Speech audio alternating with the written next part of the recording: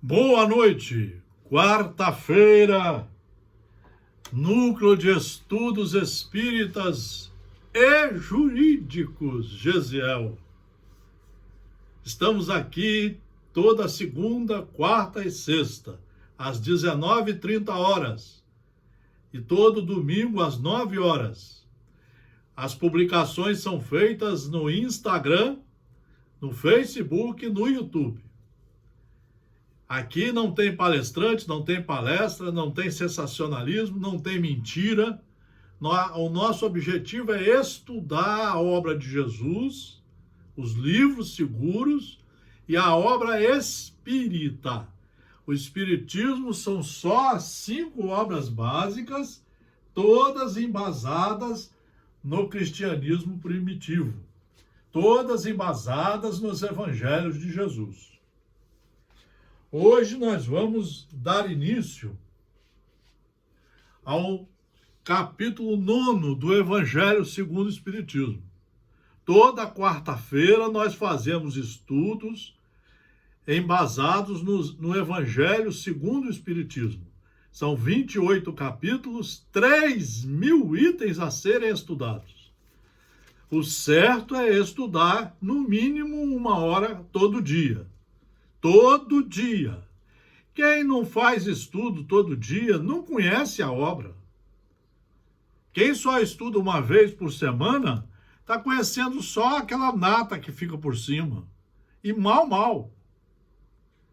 Para estudar tem que fazer igual os alunos, é todo dia no colégio. Mas vamos lá. Nós já estudamos todos os capítulos aqui, do 1º ao 8º, sempre às quartas-feiras, todos gravados cronologicamente no Instagram, no YouTube e no Facebook. Bem-aventurados aqueles que são brandos e pacíficos. Aqueles que são brandos e pacíficos. Nós vamos estudar as injúrias e violências, instruções dos espíritos, a afabilidade e a doçura, a paciência, a obediência e a resignação e a cólera. Bem-aventurados aqueles que são brandos, porque eles possuirão a terra. Essas são afirmativas de Jesus. Está em São Mateus, capítulo 4, versículo 4. O que Jesus quis dizer com isso? Bem-aventurados aqueles que são brandos. O brando é aquele que estuda e passa a ser cumpridor, respeitador das leis. Ele passa a ser um cumpridor e respeitador dos ditames da lei. Então, se ele esbarra em alguém, ele é o primeiro a pedir desculpa, a verificar se ele não machucou a pessoa, se ele, conversando com algum parente, falou uma palavra mais alto, ele é o primeiro a pedir desculpa, reconsideração. Então ele também vai deixar de fazer uma série de coisas, porque ele já estudou. Então ele não vai julgar ninguém, não vai olhar os defeitos de ninguém, não vai querer ser melhor do que ninguém, não vai ser metido a saber tudo, não vai ficar emburrado, complicado, briguento. É aí que está o estudo do Evangelho. Bem-aventurados os pacíficos, porque eles serão chamados filhos de Deus. É a última bem-aventurança. Pacificadores. É para isso que nós fomos criados. Simples e ignorantes, sem saber, livro dos Espíritos, mas com toda uma caminhada através das reencarnações, com toda uma caminhada de muito estudo, de muitas retificações, de enquadramento nas leis. de muita reflexão sobre a nossa educação, para irmos subindo os degraus da perfeição, pelos nossos próprios esforços. Então, os espíritos superiores colocaram aqui a primeira coisa que você tem que tirar de dentro de você, para você ser brando e pacífico, são as injúrias e as violências. São as agressões que nós fazemos às leis.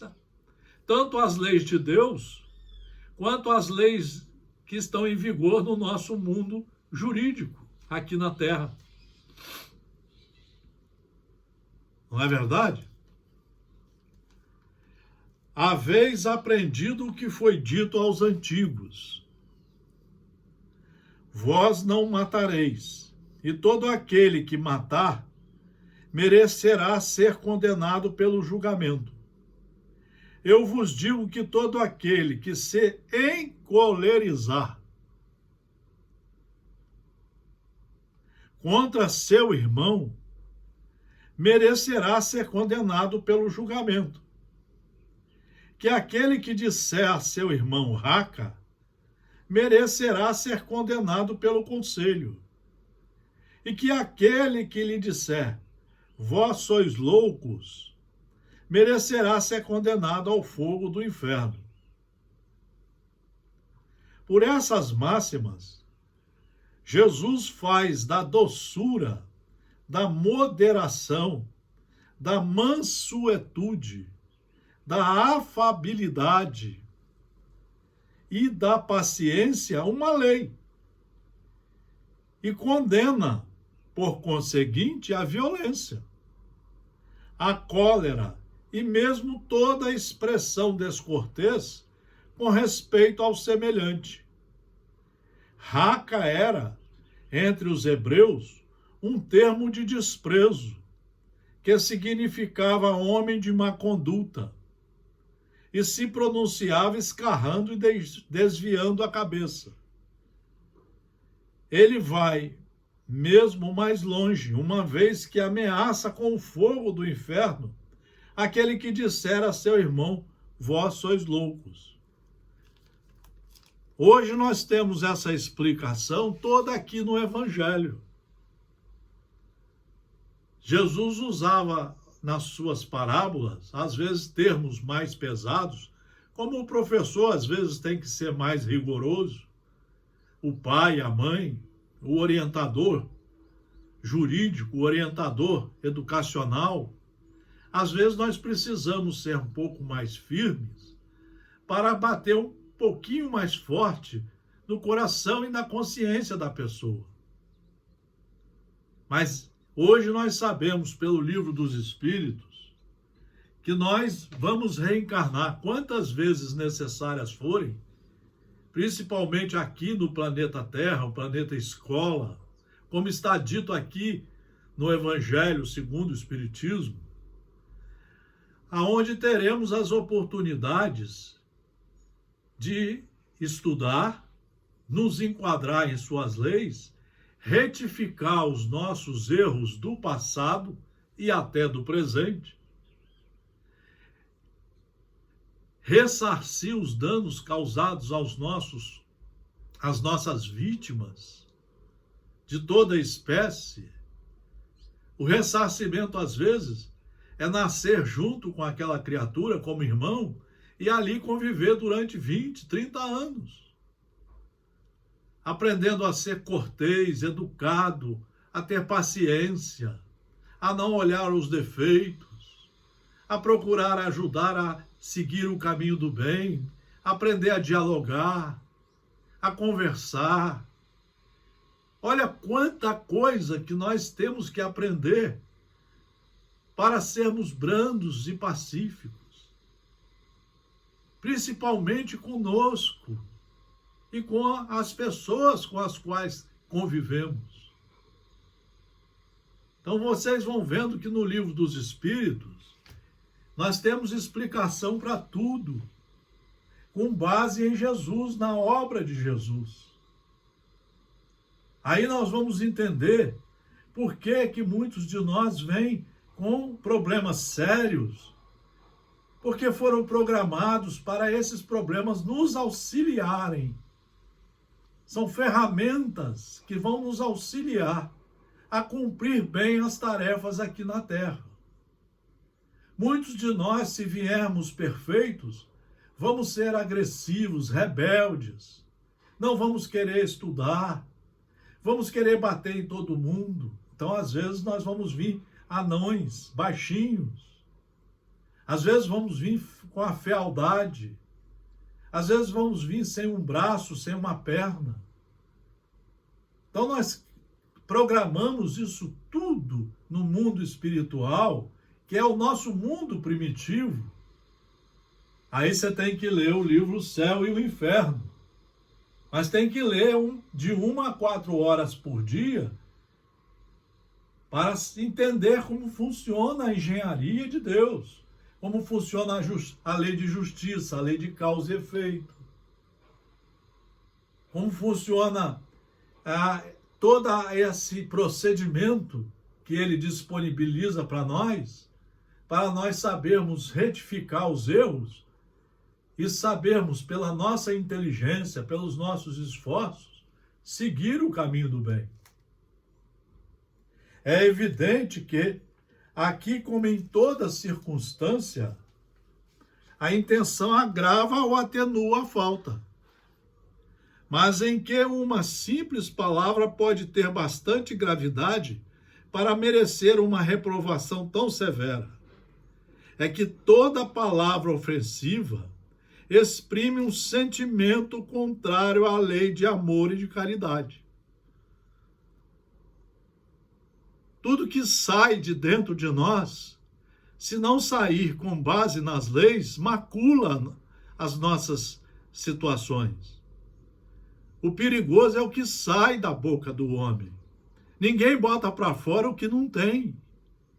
Se você só tem raiva, ódio, inveja, você só vai expressar pelas palavras o que você tem dentro de você. Jesus quis mostrar que se você utiliza essas palavras ruins contra seus irmãos, o erro está dentro de você. Você precisa corrigir, lavar a alma, lavar o vaso da alma, como disse Jesus a Sara, esposa de Benjamim. E depois que o vaso estiver lavado, ali você semear, plantar o estudo sério das leis de Deus, para que você possa dar bons frutos. É que toda palavra ofensiva exprime um sentimento contrário à lei do amor e da caridade, que deve regular as relações dos homens e manter entre eles a concórdia e a união. Olha aqui, caridade, na verdade, é o tratamento que você dá a todas as pessoas. Se você ouve as pessoas, conversa, dialoga, isto é caridade. Se você tem paciência, se você não olha os defeitos, se você é indulgente, se você é cauteloso, prudente, está sempre procurando implementar a paz, você é caridoso.